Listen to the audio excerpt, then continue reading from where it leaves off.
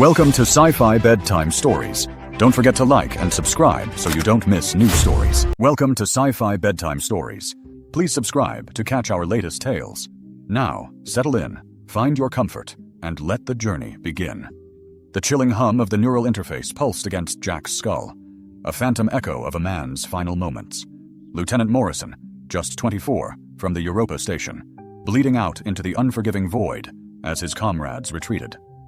The memory clung to him, metallic and bitter with regret. Jack tore the headset away, his fingers automatically finding the familiar worn dog tag nestled at his throat. 20 years of constant contact had smoothed its edges, its warmth a testament to its enduring presence. Outside his window, New Seattle's spaceport throbbed with life. Cargo vessels from the asteroid belt, diplomatic craft from Mars, the ceaseless ballet of humanity striving to mend what the brutal colony wars had nearly shattered. Morrison's final breath, like countless others, now rested within the vast digital archives of the planetary library, each a meticulously preserved moment of life and death. Jack's task: to gather, to catalog, to safeguard these fragments for eternity. What no one warned him about was how these echoes would accumulate within him, a silent, internal sediment. A chime at the door broke his reverie. His chronometer read 1947 hours. He wasn't expecting visitors. The security feed revealed 3 figures in the hallway, 2 women guarding a third, younger one. Their drab, functional clothing, patched and repatched, spoke of hard lives on the outer colonies, marked by the faint Sarah 7 insignia on their sleeves. Jack opened the door. "You're the memory keeper," the elder woman stated, her voice roughened by years of recycled air. "I'm Ruth. This is Tay." She indicated the woman beside her, then the figure positioned between them. "And this is Maya." Jack's breath hitched. Maya was breathtakingly beautiful, a vision that tightened his chest. Her skin possessed a faint, ethereal green glow, and her black hair cascaded like liquid shadow. But it was her eyes. Heavens. Pools of pure darkness, devoid of whites, they seemed to swallow the light, drawing you into their fathomless depths. She wore the same worn gray as her companions, yet beneath the shapeless fabric, her form was sculpted with a devastating, almost impossible perfection. "We need to talk," Ruth continued, but Jack's attention was captivated by Maya. She met his gaze with those extraordinary eyes, her expression an enigmatic mask. "Come in," Jack managed, stepping aside. His apartment, a modest space with a living area, kitchen, bedroom, and his workstation dominated by the chrome spider of the neural interface, felt suddenly small. Ruth and Tay entered first, their movements quick and anxious. Maya followed, her gait unnervingly fluid despite the stark exhaustion etched upon her features. "We don't have much time," Ruth said, her gaze flicking towards the window. "Transport leaves in 2 hours." Jack's hand instinctively went to his dog tag. "What do you need?" "We need you to take her." Ruth's voice was outwardly steady, yet a subtle tremor betrayed her. "Maya, she's our sister. We can't feed her. The colony is dying, Jack. Famine." Jack's response was automatic, a shield against overwhelming emotion. "I'm not a charity. I archive memories, I don't—" "We know what you do," T interrupted, her voice younger, yet sharper than Ruth's. "We also know you were a therapist before you joined the library." Maya spoke for the first time, her voice a low, melodic murmur, surprisingly resonant despite its clipped delivery. "They told me you help broken people. I am broken, aren't I?" Jack studied her face, seeing not just sharp intelligence, but a profound, raw hurt that echoed within him. "What kind of help are you looking for?"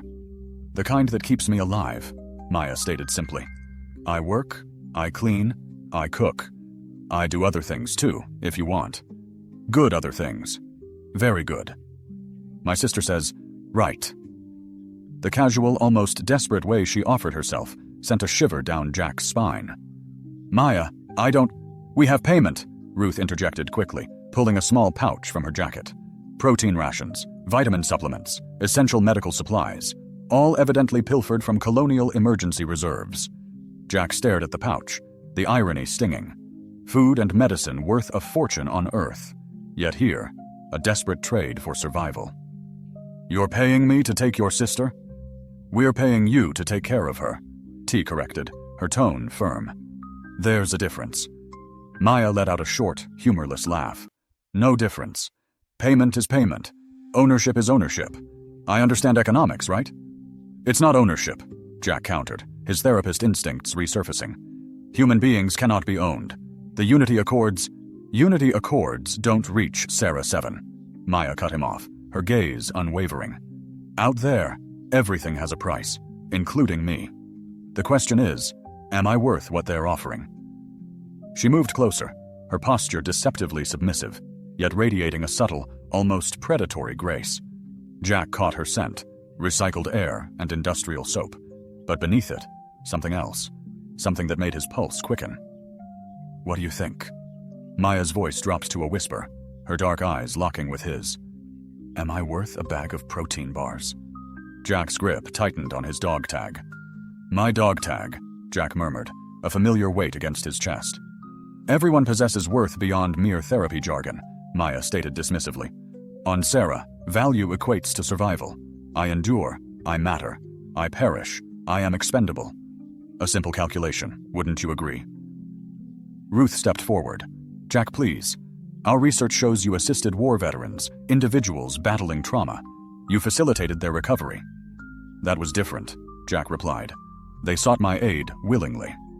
They desired healing. I desire healing, Maya asserted, though her tone betrayed profound doubt. I wish to cease hunger. I wish to be free from the cold. I wish to wake without the dread of death claiming me today. You can provide these necessities. Correct, Jack confirmed. He glanced at Ruth and T, noting the haunting, hollow-eyed weariness that spoke of an agonizing decision. Why him? He inquired. Why me, specifically? T and Ruth exchanged a knowing glance. You are a preserver of memories, T explained. You grasp the profound significance of safeguarding things, people, narratives. And you are solitary, Ruth added. No family ties, no entanglements. Maya tilted her head, her unsettling dark eyes scrutinizing Jack. You are lonely, yes? I can mend loneliness. I excel at eradicating loneliness, can I not? Her voice dripped with a casual sensuality that unsettled Jack, not due to its ineffectiveness, but its very power.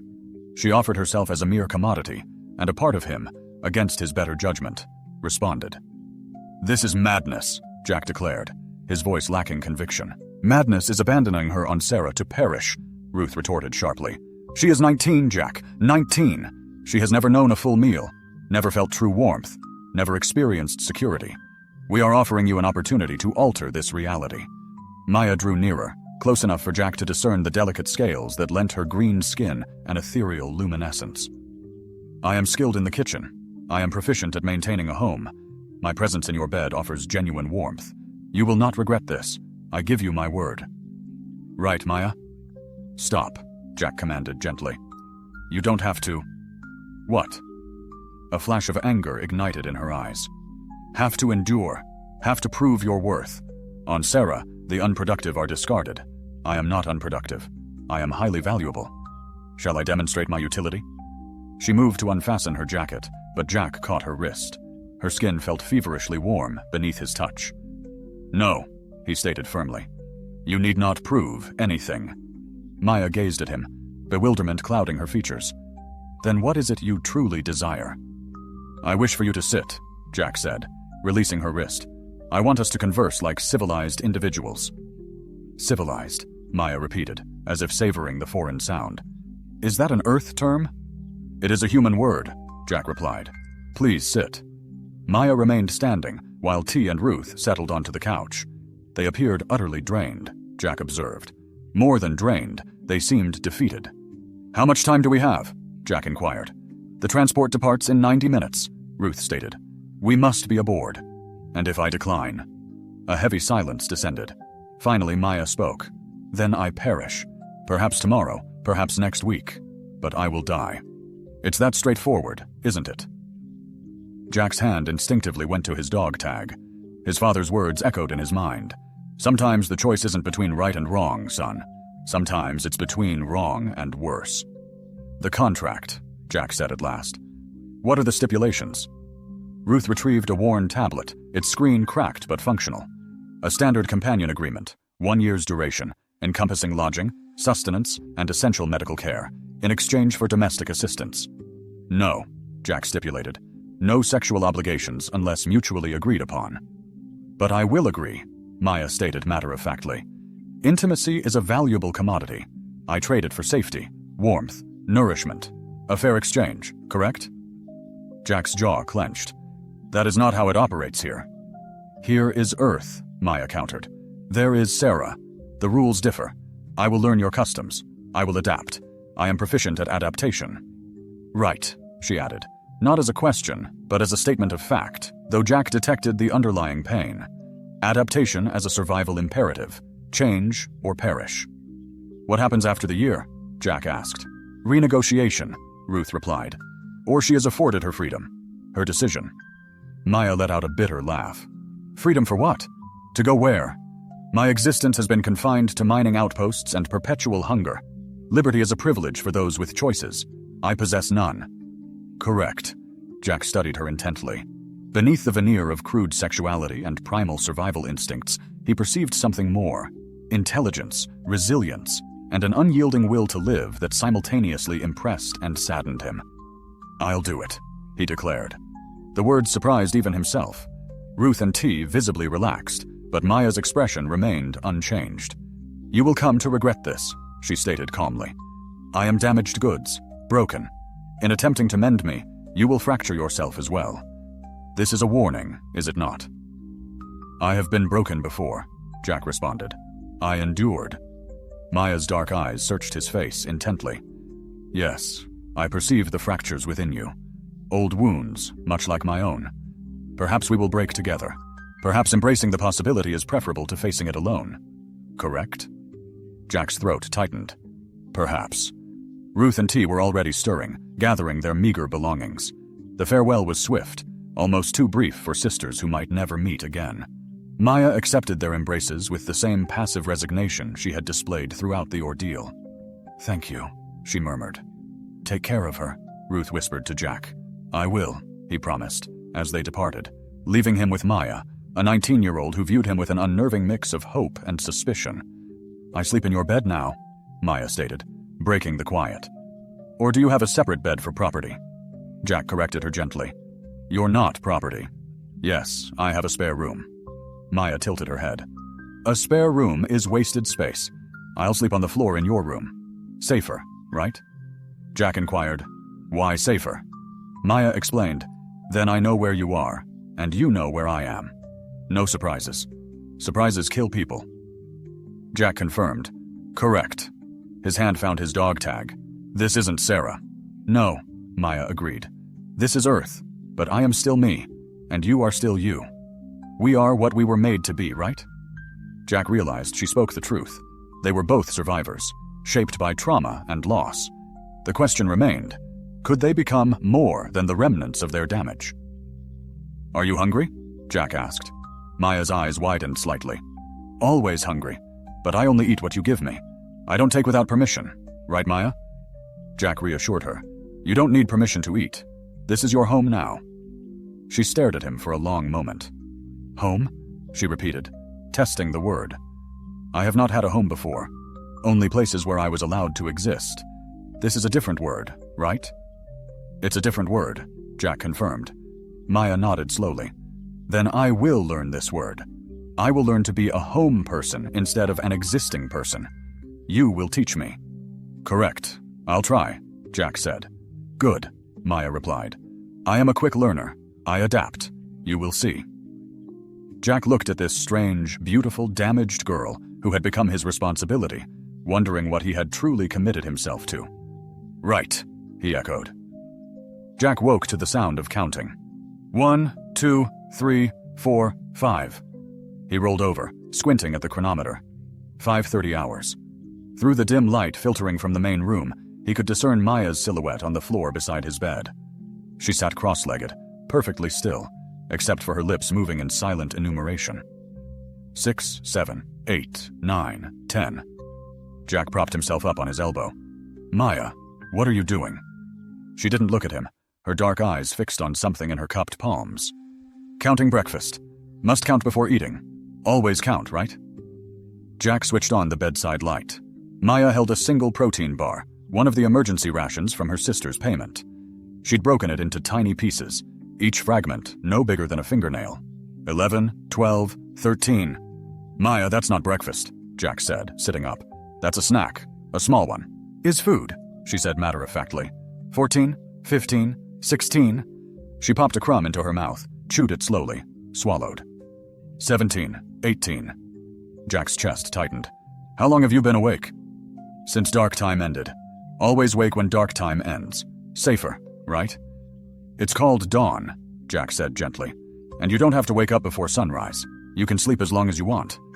Maya's hands paused in their counting. Sleep is luxury. Luxury is death. 19, 20. Jack watched her methodically consume another microscopic piece. The ritual was hypnotic and horrible. The careful division of insufficient food. The precise accounting of every morsel. How many years had she endured this? How many meals had been rationed down to crumbs? 21, 22, 23. Stop, Jack said. Maya's head snapped up, her eyes wide with what might have been panic. I do wrong. I'm sorry. No. Jack climbed out of bed, wearing only his shorts. Maya's gaze immediately tracked across his torso, cataloging scars and muscle tone with the same methodical attention she'd given the protein bar. You're not doing anything wrong, but you're going to make yourself sick eating so little. Sick is better than dead, Maya said. 24, 25. Jack padded to the kitchen, Maya's counting continuing behind him like a metronome. He activated the food processor, selecting a full breakfast protocol.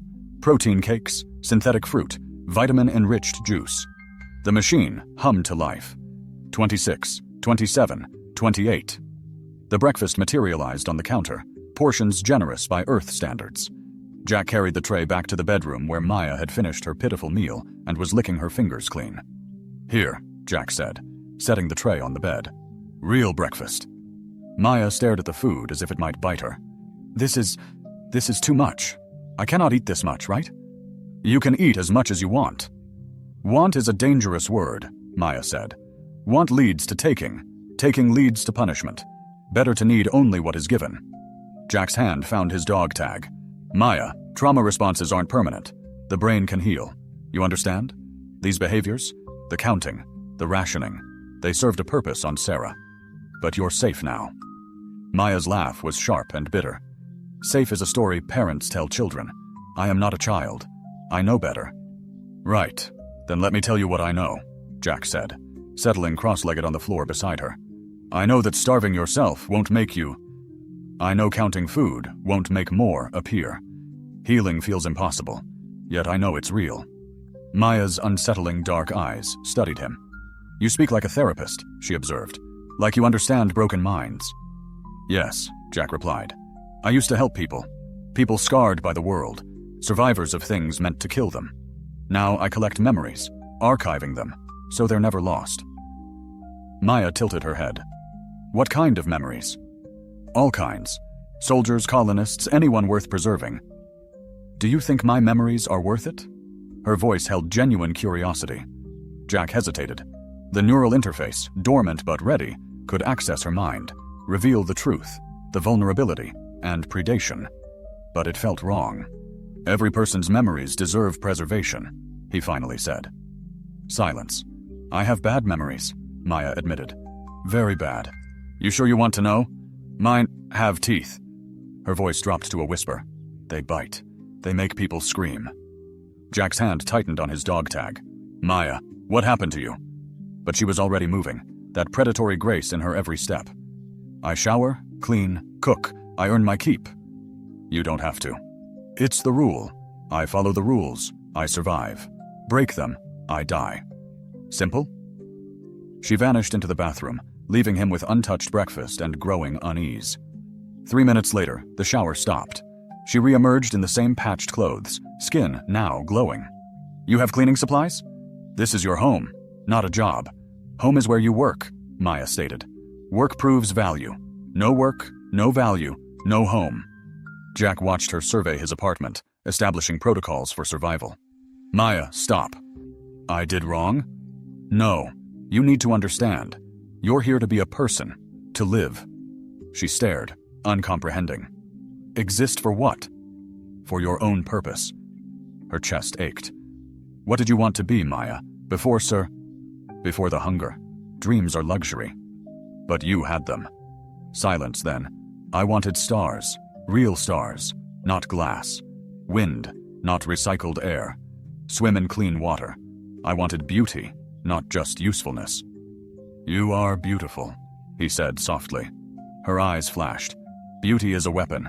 I learned to use it. That's not what I meant, Jack struggled. I mean, you're beautiful as a person. Maya studied him.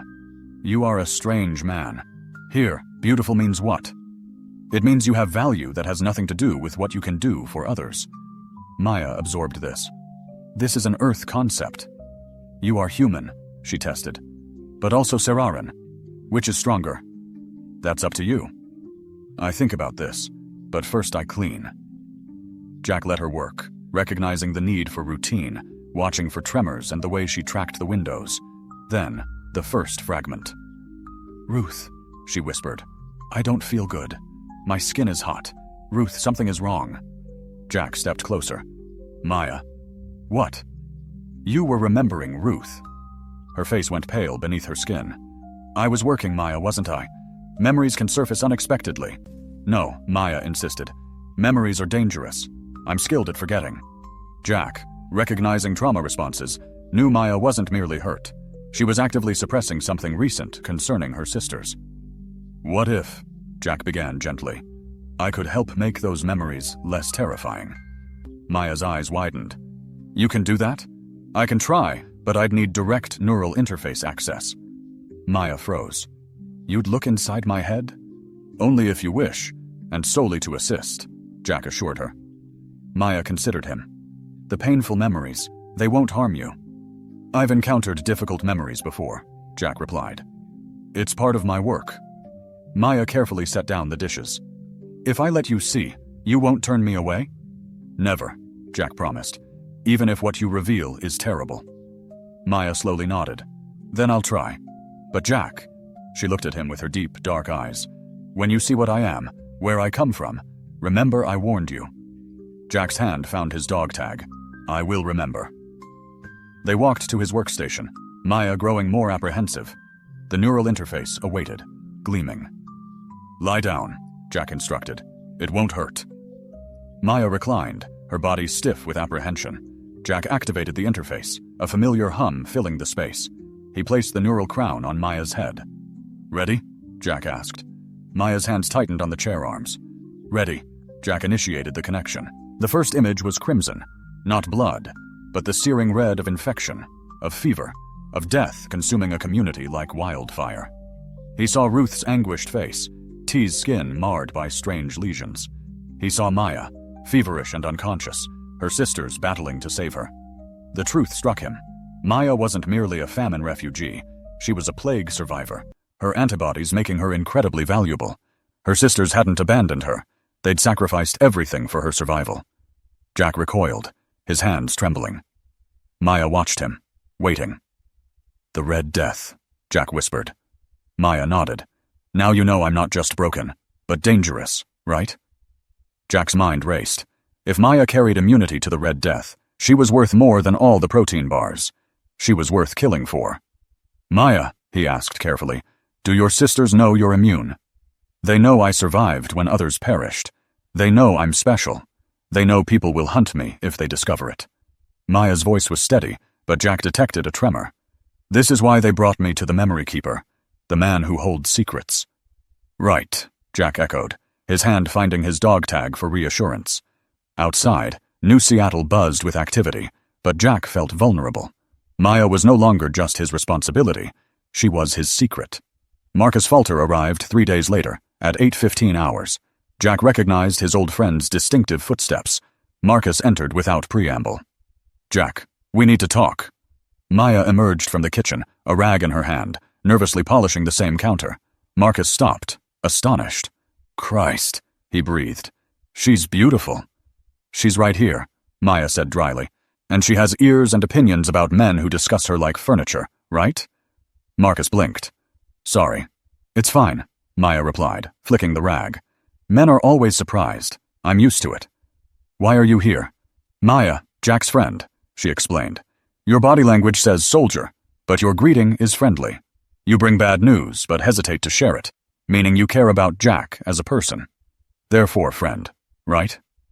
Marcus looked at Jack. She's sharp.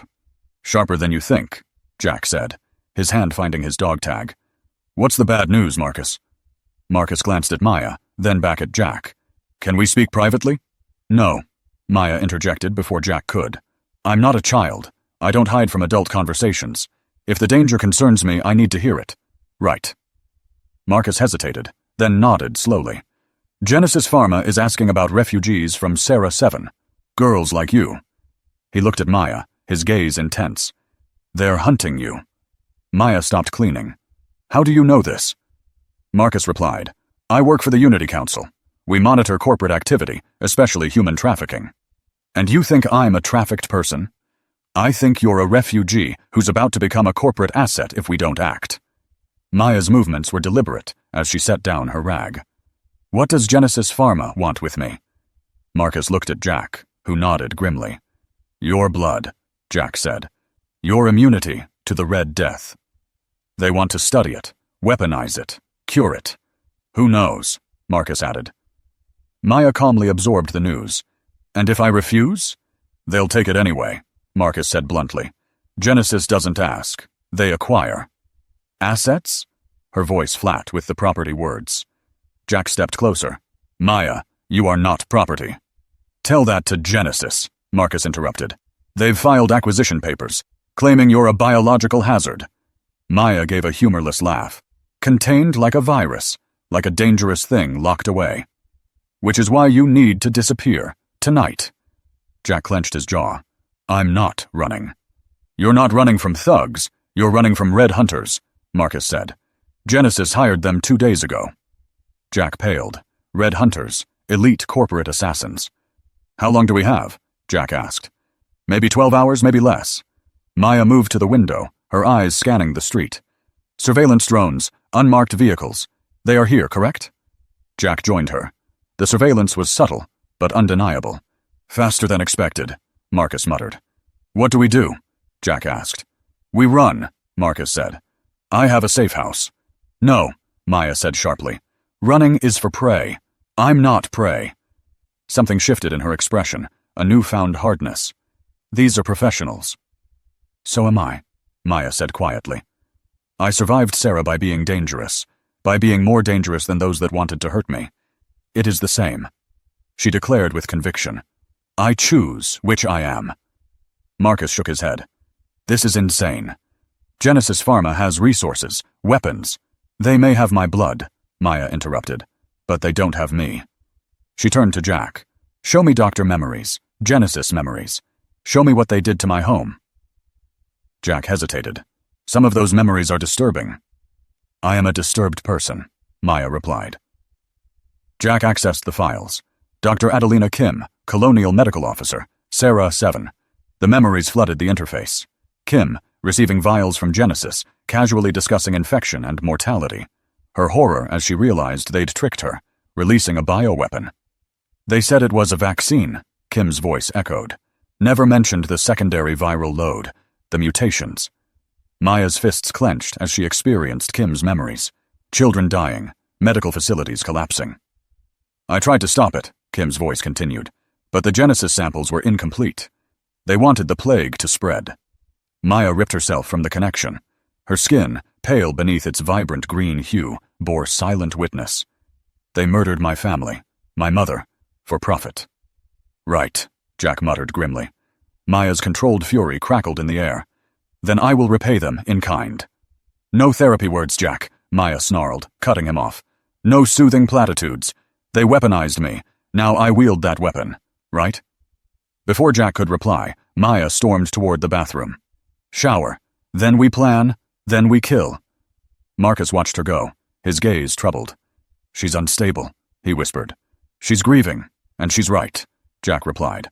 Genesis will pay. This isn't therapy. It's war, Marcus stated flatly. Then let war commence. Maya's voice echoed from the bathroom as the shower roared to life. Jack, conserve the water. Help me waste it properly. Jack's cheeks burned. She has no concept of boundaries, or she understands them perfectly, Marcus observed dryly. She's testing you. The shower door burst open. Jack, I can't reach my back. Soap assistance required. Marcus raised a skeptical eyebrow. Good luck with that. Reluctantly, Jack entered the bathroom. Water cascaded over Maya's gleaming green skin, her dark hair plastered to her shoulders. She was breathtakingly dangerous, utterly unconcerned by her nudity. I can't. Just what? Maya spun, facing him, water tracing the curves of her body. Can't ask for help? Can't be clean? Can't be human? It's inappropriate. Appropriate is an Earth word, Maya countered, drawing closer. On Sarah, we share water, warmth, everything. Scarcity dictates sharing, right? Jack's throat tightened. This is different. Yes, Maya whispered, her voice husky. This is better. You are better. You make me feel like someone worth saving. Jack clutched his dog tag, a lifeline. You are worth saving. Maya moved closer, her heat palpable. Then save me, Jack. Not from Genesis, not from the Red Hunters. Save me from emptiness, from loneliness, right? His resistance shattered. He reached for her, his hands finding her waist, pulling her close. Her skin blazed under his touch, her body molding to his as if made for this. Jack, she breathed, I want to feel alive. Make me feel alive, right? He kissed her, a desperate, consuming kiss. Years of isolation dissolving in the moment. Maya responded with equal fervor, her fingers tangled in his hair, her body pressing against his with urgent need. They broke apart, breathless. Is this normal? Maya asked, her dark eyes searching his. This feeling, this need? It's normal, Jack said, his voice hoarse. Very normal. Good, Maya murmured, pulling him back for another kiss. Because I think I'm addicted to normal, right? Marcus's voice cut through the intimacy. Jack, we have company. They separated, adrenaline replacing desire. Jack wrapped a towel around Maya as they fled the bathroom. Marcus stood by the window, weapon drawn. Red Hunters, 3 teams, full tactical gear. They're encircling the building. Maya moved with lethal efficiency, grabbing her clothes. How long? 2 minutes, maybe less. Panic spiked in Jack's mind. The apartment was defensible, but not against professionals. They needed an escape route, but the building was surrounded. The service tunnels, Jack said. The old maintenance network from the colony wars. Some still connect to the transit system. Those tunnels are sealed, Marcus countered. Not all of them, Jack insisted. I know a way. Maya, now dressed, moved with practiced precision. I need a weapon. Maya, you're not trained. I'm trained for survival, she interrupted, her voice hard. Same thing, right? Jack hesitated, then opened a hidden compartment revealing an arsenal of military-grade weaponry. Marcus stared. Jesus, Jack, you're a one-man army? I'm a man tired of running, Jack said, handing Maya a compact pulse rifle. You know how to use this? Maya checked the weapon expertly. Point, shoot, repeat until the target stops moving. Right, right. The building's alarms blared. Red Hunters were breaching the lower levels. Move! Jack yelled. They ran. The tunnels beneath New Seattle were a labyrinth of decaying concrete and steel, remnants of the colony wars. Jack led them through passages unseen for decades, his hand cutting through the suffocating darkness. Maya moved like a phantom, her pulse rifle held with ease. Marcus followed, his breathing labored. How much farther? He whispered. 4 miles. To the transit junction, Jack confirmed. Then the industrial sector. Maya stopped, tilting her head. Listen. Bootfalls on concrete echoed, multiple sets, militaristic precision. They're in the tunnels, Maya whispered. Following us? Marcus's voice was laced with worry. How? Jack spoke grimly. Genesis has reach. They likely bought tunnel maps. Maya's grip tightened. How many? Jack closed his eyes, counting. 6, maybe 8. Red Hunters. Marcus breathed. Maya hardened. Good. I welcome them. These aren't colonial guards, these are dead men, Maya stated. They hunt me, they die. Simple truth. Jack studied her, the frightened refugee gone, replaced by a predator. Maintenance junction ahead, a good position. No, Maya interrupted. Defense is for survival. I want to win. She moved like a shadow. Jack cursed, following. The junction, a circular convergence. Maya stood, rifle aimed. What are you doing? Jack asked. Hunting, she replied. The first hunter emerged. Maya fired, A lightning flash. Contact! Hunters flooded in. Jack found himself fighting. The fight was brutal. Maya moving with deadly grace. 6 hunters fell. Easy, wasn't it? Jack wondered. Where did you learn to fight like that? Sarah, Maya stated. I survived by being scarier. You're not normal, Marcus stammered. Normal people die on Sarah. I did not. Jack found his dog tag. We need to move. Let them come, Maya declared. I have bullets. They have flesh. Simple math. Jack knew he was seeing Maya for the first time. She wasn't a victim, but a weapon. The safe house, a forgotten facility. We should be safe, Marcus stated. No exits. This is a tomb, Maya countered. We've been running, Jack said. Need to regroup. Maya stated. Find Genesis executives. Kill them. Go home. It's not that simple. They have immunity, Marcus said. Then we change the accords. Dead people cannot claim sovereignty, right? Jack questioned. You're talking about murder. Justice, Maya countered. They murdered my people. Is fair exchange. That's revenge, Jack exclaimed. Maya asked, what is difference? Justice later is justice never, right? Marcus cleared his throat. Maya, I understand your anger. If you harm Genesis leaders, you become a terrorist, hunted by the Unity Council. Then hunt me, Maya murmured, her voice calm. I'm good at being hunted. Better at the hunt. Jack clutched his dog tag. There has to be another way. There is, Maya said, but you won't like it. What way? Maya stood, her movements lithe, predatory. I surrender. I offer myself for a cure. I become their possession, their asset, their weapon. In return, they save my people. Absolutely not, Jack protested. Why not? It's logical, Maya countered. They want me. I give myself. My people live. I serve a purpose. You're not property, Jack said firmly. You're a person, with rights and inherent value. Maya tilted her head.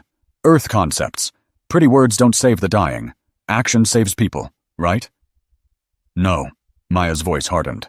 I'm tired of these words. I'm not a broken thing to be fixed. I am a weapon. A good weapon. Time to use it. She headed for the exit, but Jack blocked her. You can't stop me, she said. I'm hungrier, more desperate. On Sarah, desperation wins, right? This isn't Sarah. No, she agreed. It's Earth, where people talk of justice but do nothing, where they pretend to care but only care for themselves. Show me fair. Show me justice. Show me concepts that save my people, or move aside and let me save them. Jack stared, recognizing the truth. They were hiding while her people died. What do you want me to do? He asked quietly. Maya's expression softened. Trust me. Believe I know what I'm doing. Treat me like a partner, not a victim. Partners sacrifice themselves for the mission. Partners do what the mission requires. What does the mission require? Jack tightened his grip on the dog tag. They want to capture me. So we let them. We let them think they have won. Then we show them what a Sarah weapon can do when it's angry.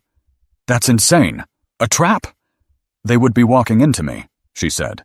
Big difference. Jack felt a chill. What aren't you telling us? Maya's eyes met his. I'm not just immune. I'm a carrier. A biological weapon. Genesis wants to control me, but they don't understand what they're dealing with. On Sarah, survival means becoming the thing they fear. Genesis is about to learn why they called me Death's daughter. You're going to infect them. Maya's smile was cold, beautiful. I'll give them what they want. My blood, my immunity, all of it. Right in their faces, their lungs, their hearts. Biological warfare. That's justice. See injustice, eye for eye, death for death, right? Jack's hand tightened on his tag.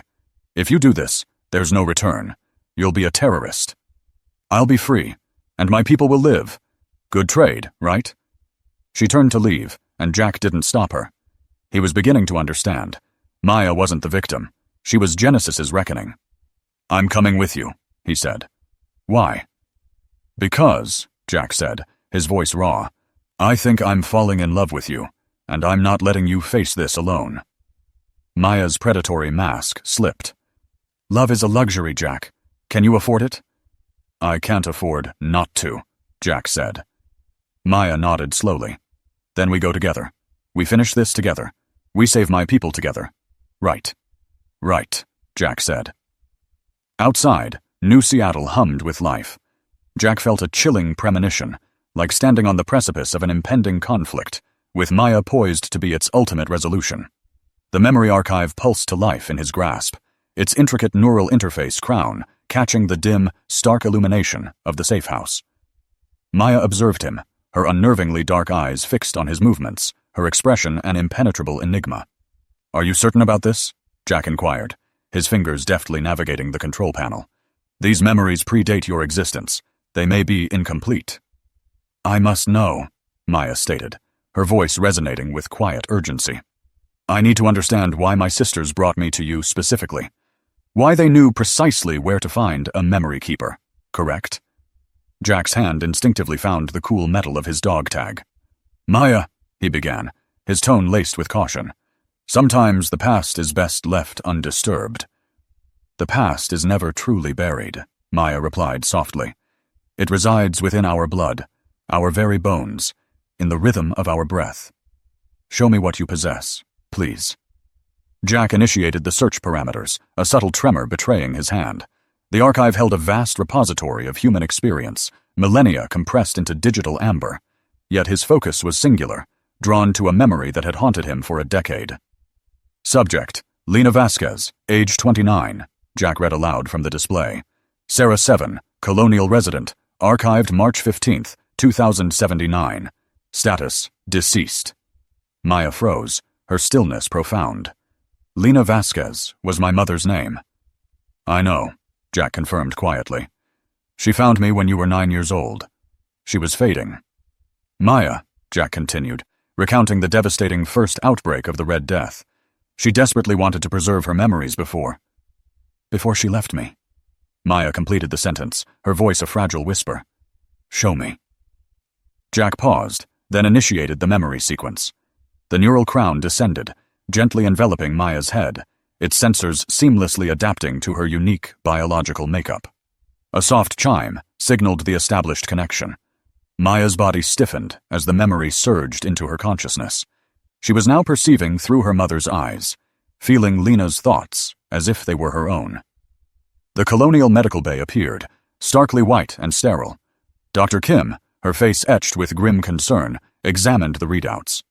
"The virus is progressing far more rapidly than we initially anticipated," Dr. Kim reported. "We estimate approximately 72 hours until total system collapse."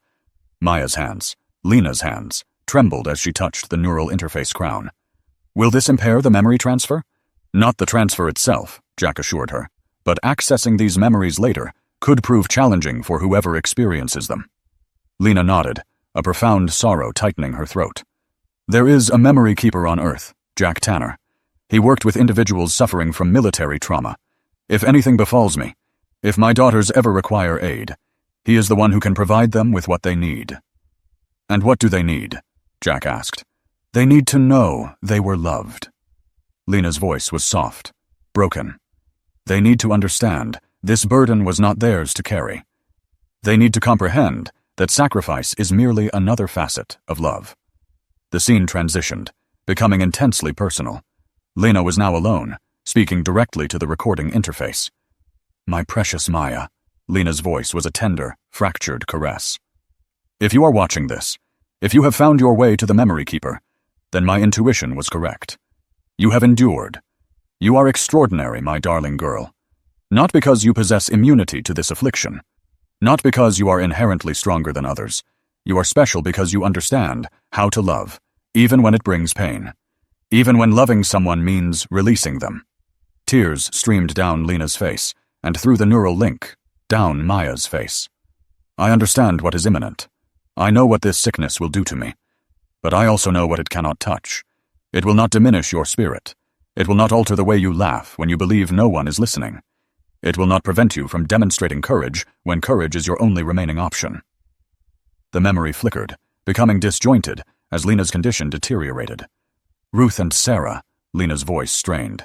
"They are so resilient. They will safeguard you. They will ensure your survival. But survival is not synonymous with living, Maya.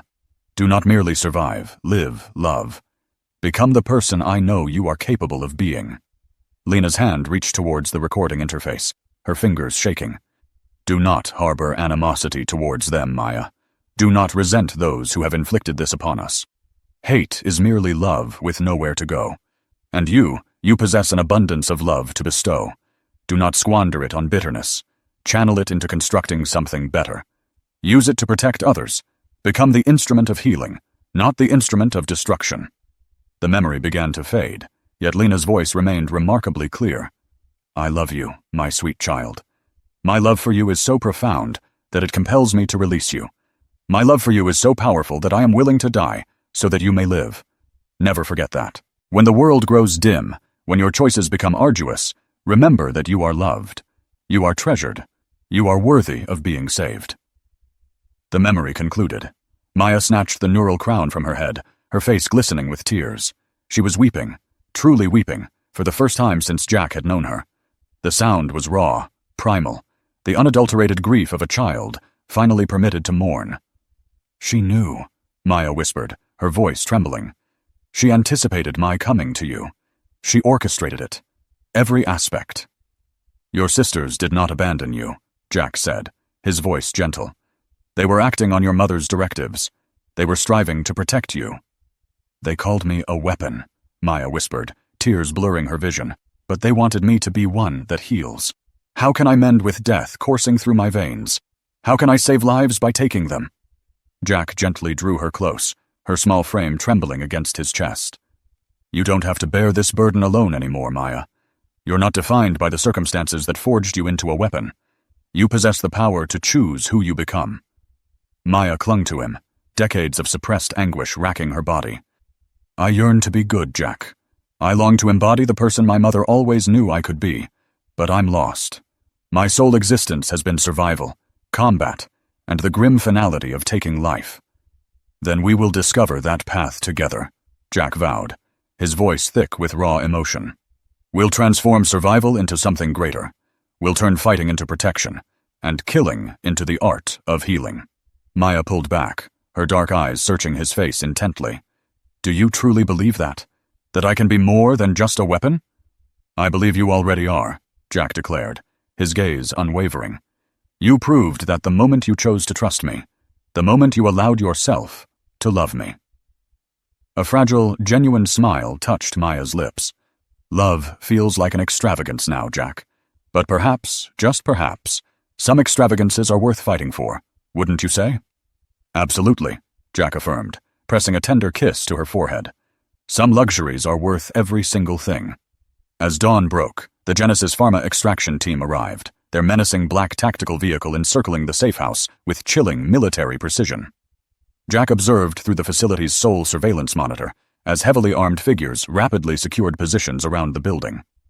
12 operators, he reported, his voice taut, clad in full tactical gear. They're leaving nothing to chance. Maya stood beside him, her pulse rifle resting against her shoulder. The tears had long since dried, but a profound transformation had settled in her expression, a steely resolve that hadn't been there before. Her mother's memory had instilled in her something vital, a purpose. Excellent, Maya declared, her voice firm. I want them to bring everyone. I want Genesis to fully commit to this catastrophe, don't you think? Marcus nervously checked his sidearm. Maya, are you certain about this plan? Once we surrender, once they have you in their custody. They don't have me in custody, Maya interrupted, her tone sharp. They'll have me in their facility. It's a critical distinction. Custody implies control, doesn't it? Jack activated the facility's communication system. This is Jack Tanner. We are prepared to negotiate. The response was immediate. Mr. Tanner, this is Colonel Hayes of Genesis Security Division. We are here for the asset. Surrender her peacefully, and no one will be harmed. The asset has a name, Jack stated, his voice steady. And she is willing to accompany you, but she has conditions. Assets do not make conditions, Hayes retorted. Maya leaned closer to the microphone. This asset does. This asset carries a biological weapon within her very blood. This asset can render the weapon active or inactive, depending entirely on how this asset is treated. Correct? A tense silence stretched across the comm channel before Hayes's voice returned, strained. Then what do you want? I want safe passage for my friends, Maya declared. I want medical supplies urgently delivered to Sarah 7. I want Genesis to publicly acknowledge their responsibility for the plague outbreak. Don't you agree? That is not possible, Hayes stated flatly. Maya's smile was sharp, almost predatory. Then I will make the plague active. I will cough on your operators. I will bleed on your equipment. I will transform your entire facility into a biological hazard zone. A very active hazard zone. Right? Another pause. You're bluffing. I am Sarin, Maya said simply. We do not bluff. We make promises. I promise you that if you do not meet my terms, your entire company will be infected within 72 hours. Understand? Jack stared at her, a flicker of disbelief in his eyes. Maya, can you actually do that? I can try very, very hard, Maya replied. And Genesis cannot afford to discover if I succeed, can they? The comm crackled. We accept your terms. Send out the asset. Maya stood, shouldering her rifle. Time to get to work. Jack caught her arm, his expression grave. Maya, wait. There's something else. Something I need to tell you. What is it? Jack's hand found his dog tag. I'm not merely a memory keeper. I was formerly in military special operations. I know how to fight, how to infiltrate, how to be a weapon.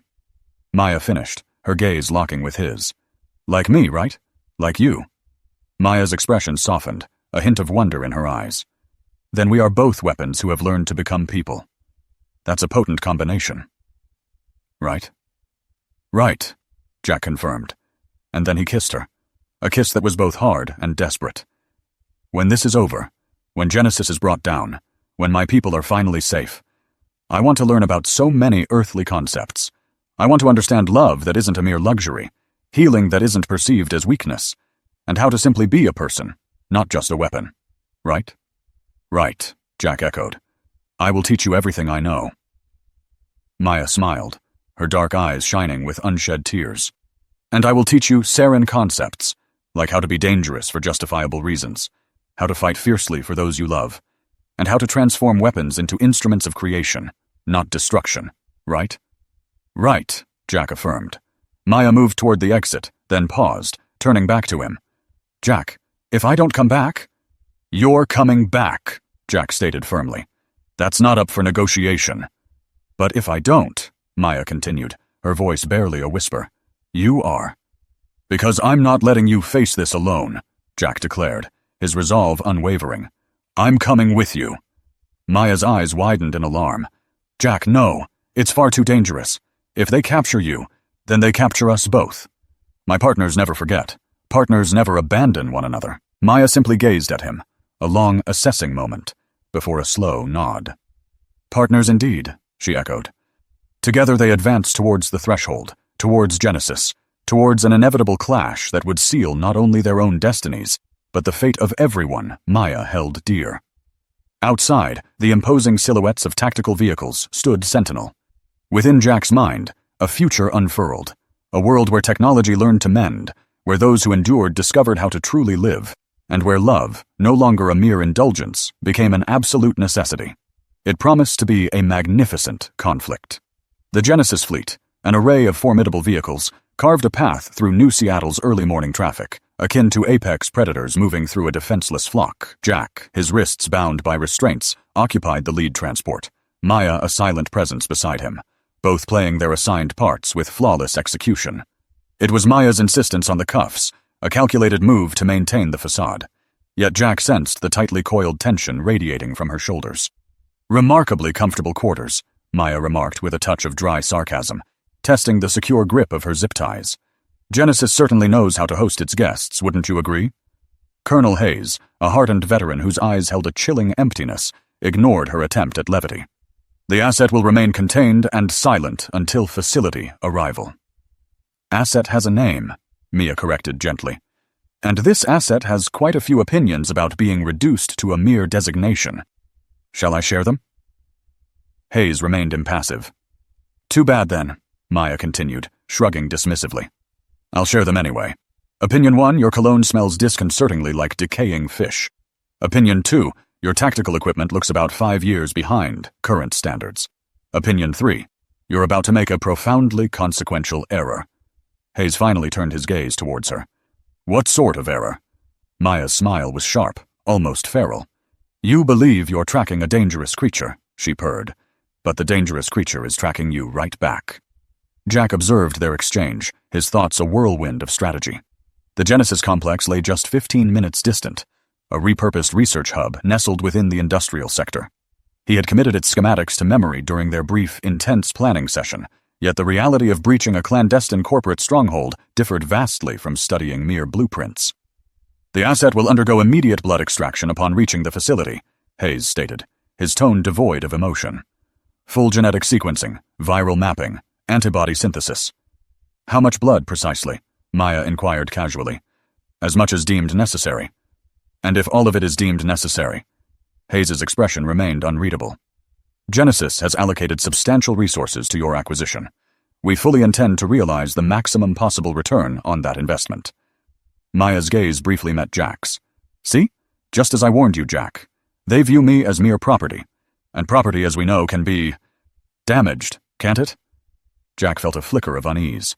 Not threats, precisely, Maya clarified, her voice hardening. Consider it a warning. I am, in essence, a biological weapon, and all weapons possess triggers. Triggers, in turn, have safety mechanisms. If you extract too much of my blood, those safety mechanisms might just fail. Jack noticed Hayes's jaw clench. The man was clearly skilled, highly trained, yet Maya was skillfully eroding his composure with unnerving precision. What sort of safety mechanisms are we discussing? Maya responded with chilling matter-of-factness. Stress response. When I experience fear, when I endure pain, when I am consumed by anger, the virus becomes critically active. It can spread through airborne transmission, direct contact, or respiratory pathways. Understand? Hayes scoffed. You're fabricating this. I am Saran, Maya stated calmly. We do not fabricate tales when survival is at stake. We survive by being brutally honest about the dangers we face. It's an honest danger. If you harm me, I will inflict harm in return. A very significant amount of harm. Do you grasp this? As their transport navigated the Genesis headquarters security checkpoint, Rex's hand instinctively found the familiar grounding weight of his dog tag beneath his shirt. The facility loomed ahead, a 30-story monument of obsidian glass and unbridled corporate arrogance. Our final destination, Hayes announced. Maya leaned closer to Jack, her voice a mere whisper against his ear. Remember our plan. The moment I give the signal, you revert to your true self. Right, Jack murmured back, the words a reassuring echo. They were escorted through impeccably sterile corridors, flanked by heavily armed guards. The air within the facility hummed with the sharp scent of disinfectant and an palpable undercurrent of fear, the unmistakable odor of a place where all moral compasses had long since been abandoned. Jack's mind, despite years of enforced suppression, reawakened to his ingrained training as he mentally catalogued security protocols, potential escape routes, and personnel movement patterns. The medical bay presented itself as a stark tableau of gleaming chrome and polished glass, dominated by an examination table surrounded by an array of sophisticated monitoring equipment. Dr. Elizabeth Crane, the very architect of Genesis's Biological Research Division, awaited them, her anticipation barely contained. At last, Dr. Crane breathed, her gaze fixed on Maya, scrutinizing her as if she were a rare specimen. The Sera immunity strain. Do you possess even a fragment of an idea how long we have searched for you? Long enough to have decimated my people, Maya responded, her voice flat and heavy. Long enough to have annihilated my home. Long enough to have stoked a profound and enduring anger within me. Precisely. Dr. Crane's smile was devoid of warmth, purely clinical. Anger is an irrelevant emotion in this context. You are here now. We can commence the synthesis process without delay. Maya was carefully secured onto the examination table, her arms extended to facilitate IV access. Jack remained beside her, still restrained, appearing utterly harmless. Hayes positioned himself by the doorway, his professional vigilance encompassing every detail. The initial blood draw will be 500 milliliters, Dr. Crane stated, her movements precise as she prepared the extraction apparatus. We require samples for comprehensive genetic mapping, viral analysis, and antibody synthesis. Doctor, Maya interrupted, her tone conversational. Before you begin, may I pose a question? Proceed, Dr. Crane conceded, a hint of impatience in her tone. Do you have children? Dr. Crane paused, her brow furrowing slightly. That is irrelevant. That's not relevant, Maya whispered. After this is over, when Genesis crumbles, when the hideous truth surfaces, your children will confront what you've done. They'll learn you profited from torture. They'll see you for the monster you are, right?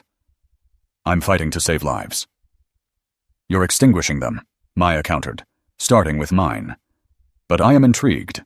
When your children ask why Mommy helped murder innocent souls, what explanation will you offer, right? Dr. Crane's hands trembled ever so slightly as the needle pierced Maya's skin. The crimson blood snaked into the collection tube, a stark contrast against the chrome. Beautiful hue, Maya rasped. On Sarah, we call this revenge red. Very fitting. Yes, right. Jack watched, counting the seconds. Maya had stressed the timing, just enough to trigger Genesis's arrogance, but not to weaken her. Astonishing, Dr. Crane breathed, studying the samples. The antibody concentration is unprecedented. The viral immunity markers are off the charts. Yes, Maya agreed. Very special blood, very dangerous blood, right? But how? Maya's smile was serene, almost otherworldly. You will soon discover the answer, right? That's when Jack registered the heavy footsteps approaching with grim precision. Multiple sets, military cadence, shadow corps, he realized. Professional killers who made red hunters look amateur. Colonel Hayes, a voice boomed. We need to talk. Hayes barged in, revealing a figure that nearly stopped Jack's heart. Commander Jana Carlane, his former handler, the woman who had orchestrated his memory wipe, the ghost haunting his nightmares. Hello, Jack, Carlane purred, entering the bay. Or should I call you librarian? Dr. Crane looked confused. I'm sorry. Who are you? Shadow Corps, Carlane stated flatly. We're here to clean up a mess. Jack instinctively clutched his dog tag, seeking some form of anchor. Jana, you look well. Civilian life becomes you. Though I must say, harboring a biological weapon wasn't in your retirement plan. Maya's eyes darted between Jack and Carlin. Librarian? What is librarian? Jack didn't tell you? Carlin's smile turned razor sharp. Your boyfriend was our best operative, a memory extraction specialist. He could unlock secrets, alter minds, or shatter a person's brain. Highly gifted, incredibly dangerous. That was another lifetime ago, Jack stated quietly. Not so long ago. And talent like yours doesn't simply vanish, does it, librarian? Hayes moved in closer, his hand hovering over his sidearm. Your former Shadow Corps, Jack corrected. Former. I quit. You don't leave the Corps, Carlane said dismissively. You simply go inactive.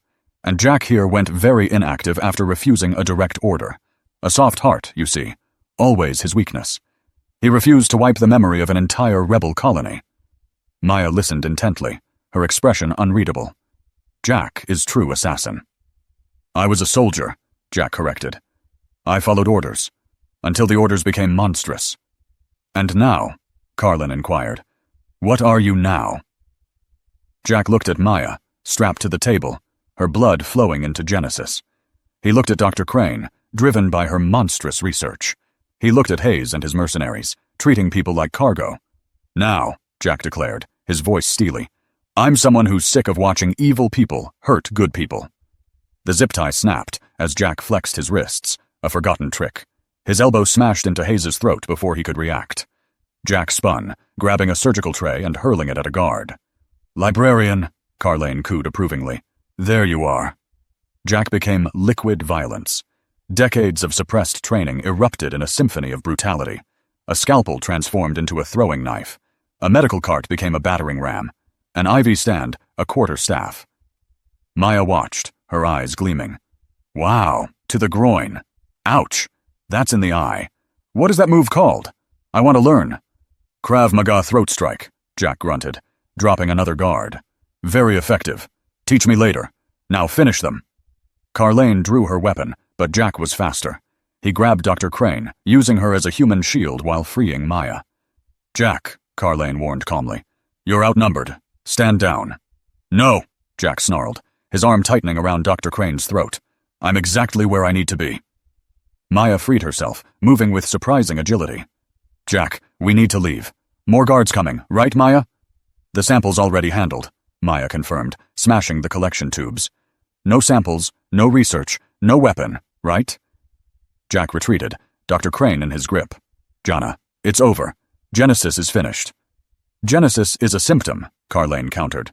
The disease is much deeper. You know that. We'll stop the disease, Maya declared, her voice echoing with resolve. Reaching the emergency panel, she met Jack's gaze. Ready for the fireworks? His eyes answered for him. Her nimble fingers danced over the controls, the precision honed by her technical training. Alarms wailed as biological containment protocols surged to life. Automatic quarantine initiated, the AI announced, its voice chillingly calm. All personnel report to designated safe zones. Biological hazard detected. Dr. Crane gasped. What have you done? Maya's voice, laced with a grim satisfaction, responded. I told the computer about the bioweapons leak. The computer believed me, and the computer is very helpful, now locking down the entire facility. Emergency exits sealed, blast doors slammed shut. Genesis headquarters became a prison, designed by its own architects. Clever, Carlane sneered. But you're trapped too. Jack smiled, revealing a small device. Not quite. His neural transmitter broadcast every whispered secret, every incriminating confession, every shred of evidence directly to the Unity Council. Maya's backup plan, a testament to her keen foresight, was now in action. 20 minutes of live testimony, Jack said, watching Carlane's confidence crumble. Genesis's biological weapons program, their role in the Sarah Plague, Dr. Crane's research, all streaming to every news network. Dr. Crane struggled against Jack's grip. You can't prove anything. Maya produced a data chip. I was downloading files while you were drawing blood. Your files, your research notes, your communications. Fascinating, isn't it? How? I am Saran, Maya stated plainly. We survived by being smarter than those who want to harm us. You wanted to hurt me, so I became smarter. Jack's hand found his dog tag, a surge of resolve replacing his usual anxieties. Jana, it's over. Genesis is exposed. The Unity Council will act within hours. And then, Carlane asked, do you think exposing one corporation will change anything? Maya's eyes burned. We'll expose them, one at a time. Corporation by corporation, monster by monster. Right? You're naive. I'm optimistic, Maya corrected. Naive people believe the world is good. Optimistic people believe the world can become good. Right? The AI continued its chilling announcements. Quarantine will be maintained for 72 hours. Jack smiled grimly. 72 hours for the truth to spread. You've doomed yourself, Carlane hissed. Shadow Corps doesn't forget. We don't forgive. Good, Jack replied. I'm tired of being forgotten. Tired of being forgiven. Tired of overlooking evil for some greater good. Maya touched his arm, her gaze unwavering. Jack speaks truth. Sometimes greater good needs facing small evils. Sometimes small evils are not small, right? Jack agreed. The only way is refusing to compromise.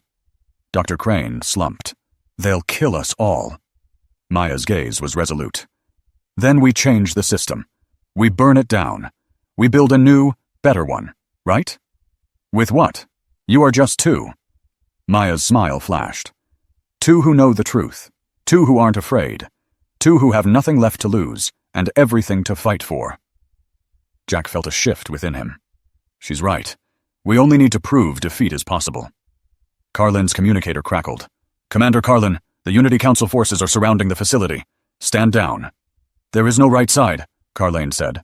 Only power and the lack of power. I chose love, Jack replied. I chose hope. I chose Maya. Maya's gaze met his, and she added with conviction, I choose Jack. I choose hope. I choose building instead of destroying. Right, Jack said. The facility shuddered as assault teams began their breach. The relentless pursuit, the constant evasion, the gnawing dread would soon cease. A new beginning awaited, Maya, a chance to build anew.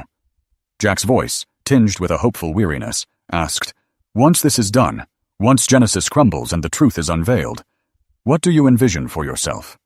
Maya's gaze became distant, thoughtful. I yearn to study terrestrial remedies, she replied, her voice soft but resolute. To mend instead of to harm, to find cures for every ailment, not just those of the body, but also the wounds of the spirit and the mind. Jack nodded, a deep understanding passing between them. "And you?" Maya gently inquired. "What are your dreams?" Jack's fingers found the familiar metal of his dog tag, a final touch to his father's memory, before he slipped the chain over his head, setting it aside. "My desire," he stated, his voice steady, "is to stand by you, to forge something lasting and good together. To be the man you see when you look at me." Maya's reply was a whisper. "You already are that man, Jack. You merely strayed for a time." The hiss of hydraulics announced the opening of the blast doors as Unity Council forces secured the facility, escorting Genesis personnel away in chains. Dr. Crane's life would be spent within the confines of a colonial prison, while Hayes and his mercenaries faced judgment for their atrocities against humanity. In the heart of this transformed landscape stood Jack and Maya, two souls scarred by their past, finding solace and healing in each other's embrace. 3 years later, Jack knelt in the vibrant garden behind their home, observing his twin daughters' earnest attempts to sample the soil, their curiosity boundless. Ruth, named in honor of Maya's sister, had already managed a small mouthful of earth before Jack could intervene. Sarah, her namesake a mirror of Maya's other sister, was still meticulously examining her first clod. "Maya," Jack called out, his voice carrying toward the house. "The twins are at it again with the dirt." Maya emerged from the kitchen, her pregnant belly gracefully accentuated by her medical student robes. She had excelled in her initial year at New Seattle Medical College, focusing her studies on infectious diseases, but with a singular aim: healing, not weaponry. "That's exploratory behavior, dear," Jack murmured, echoing the developmental texts he'd absorbed. "A normal stage of growth." "On Sarah, that dirt would be toxic," Maya observed, settling with deliberate care onto the garden bench. "It's quite a shift when the children can safely taste the earth, isn't it?" Little Ruth looked up, her skin, faintly tinged with green, catching the afternoon sun. "Daddy," she piped up, "why does Mommy say right after everything?" Jack smiled, drawing his daughter onto his lap. "It's a family tradition, sunshine." Maya then announced, activating her personal calming device. "Ruth and Sarah sent a video message. The medicine worked. They're healthy. They're asking when they can visit to help with babysitting." A profound wave of gratitude washed over Jack. The cure, developed using Maya's unique antibodies as a blueprint, had not only saved Sarah 7, but countless other colonies ravaged by Genesis's bioweapons. Her sisters had been among the first to receive the treatment, their recovery complete and full. "Whenever they wish," Jack replied, drawing Maya closer. "We have plenty of space." "And a big bed," Maya added, her eyes twinkling with playful mischief. "Perhaps we should aim for a 4th child, for symmetry." Jack chuckled. "Maya already has 3. "So?" Maya turned to him, her dark eyes alight with amusement. "Earth doesn't have child limits, does it?" "No limits at all," Jack agreed. Little Sarah toddled over, offering Jack a small, dirt-filled fist. "Daddy, taste." "Thank you, sweetheart," Jack said, gently declining. "But Daddy's already full." Maya's laughter, a sound that still sent a thrill through Jack after 3 years of marriage, filled the air. "She's a generous child, like her father, like her mother, like our family." "Right," Jack echoed, a sense of deep contentment settling upon him. In the distance, the New Seattle spaceport buzzed with activity, ships ferrying Maya's life-saving cure to distant colonies that had never known the shadow of Sarah 7. Jack had retired from active memory retrieval, though he still curated the archives and occasionally took on therapeutic cases, specializing in helping individuals recover from corporate trauma, a burgeoning field in the wake of the Genesis trials. "Jack," Maya said softly, "I love our life, our children, our future. But sometimes, I confess, I miss being dangerous." She paused. "Is that peculiar, right?" Jack considered her words. "No stranger than missing the simplicity of following orders," he admitted. "Sometimes I miss knowing precisely who the enemy was." "Now, everyone is a little bit enemy and a little bit friend," Maya mused philosophically. "More complex, but also more interesting." "Right," Jack agreed. Ruth stirred in his lap, pointing towards the house. "Mommy, someone's here." A familiar figure, Marcus, approached through the garden gate, carrying official Unity Council documents and an expression that signaled weighty news. "Jack, Maya," Marcus began, settling onto another bench. "The Council has reached a verdict on the final Genesis appeals.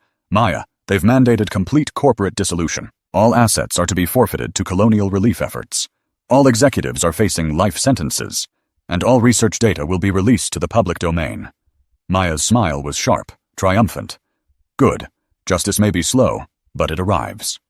Right, Marcus concurred. There's more. The council wishes to offer you both positions. Jack, they want you to lead the new trauma recovery program. Maya, they've asked you to spearhead the colony's health initiative, a crucial role within the recovery division. Jack and Maya exchanged a knowing look. We'll certainly give it serious thought, Jack finally replied.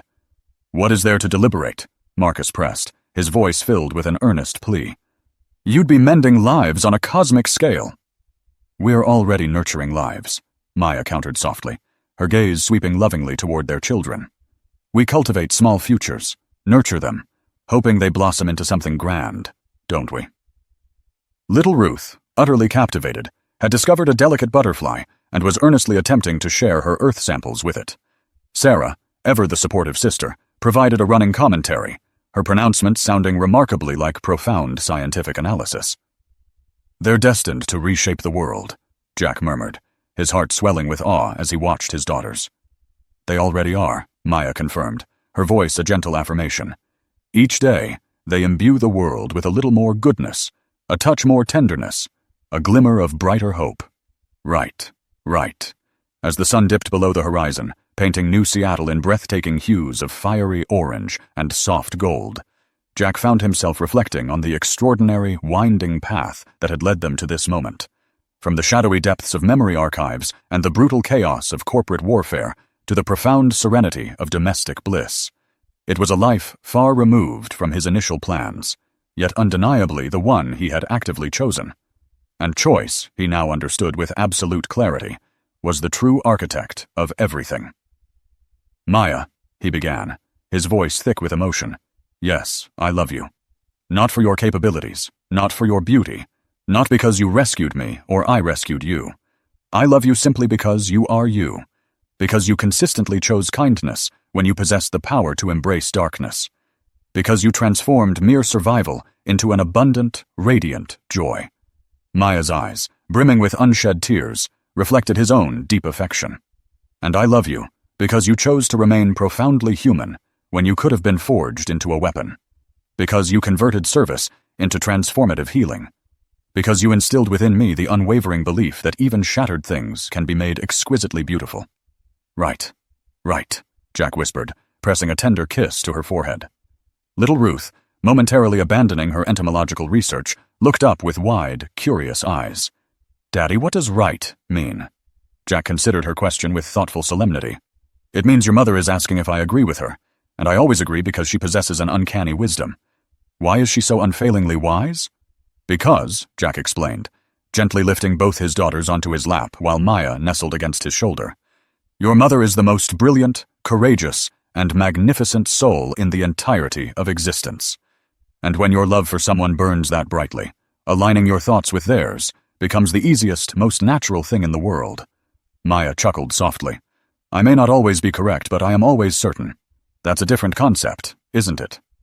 Right, Jack agreed, his voice resonating with contentment, and in the deepening twilight of a New Seattle evening, enveloped by the precious family they had painstakingly built from the fragments of their separate, painful pasts, Jack Tanner, once a formidable Shadow Corps operative, a meticulous memory keeper, and now, simply, a devoted husband and father, finally grasped the profound meaning of being truly home.